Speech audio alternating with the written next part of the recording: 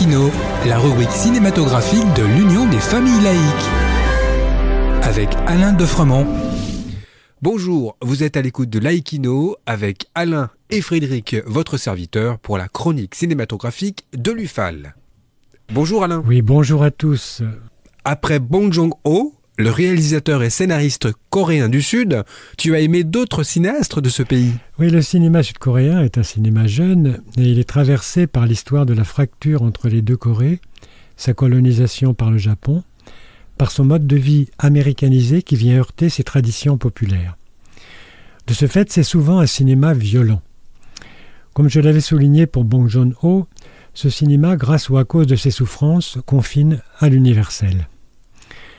L'un de ses réalisateurs, Kim Ki-duk, est un cinéaste d'origine modeste, autodidacte.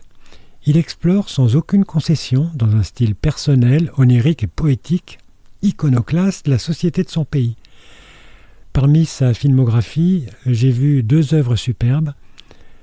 Une s'appelle Printemps, été, automne, hiver et printemps, et l'autre s'appelle Entre deux rives. Le premier voit l'évolution au fil des saisons d'un enfant et de ses rapports avec la nature sous l'œil de son maître bouddhiste. Le second, plus dramatique, raconte l'histoire d'un pêcheur nord-coréen. Alors qu'il navigue sur un lac entre les deux Corées, une panne d'hélice de son bateau va le faire dériver vers la Corée du Sud. Un autre réalisateur, dont le nom est Park Chan-wook, il est aussi scénariste et producteur, et c'est un cinéaste très nettement ancré à gauche dans son pays.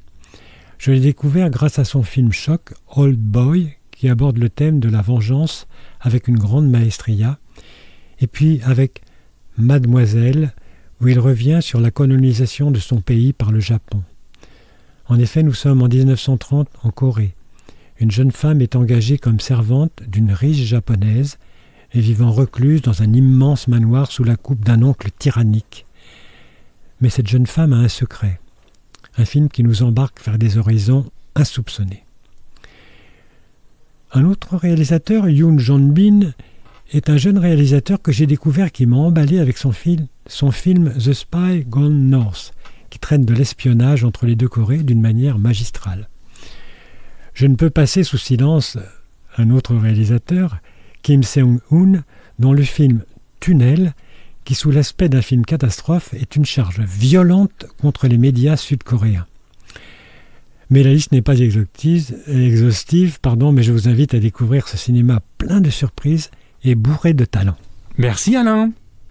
En attendant de nous retrouver, n'oubliez pas notre émission en balado-diffusion sur laicidad.ufal.org ainsi que sur notre site ufal.org.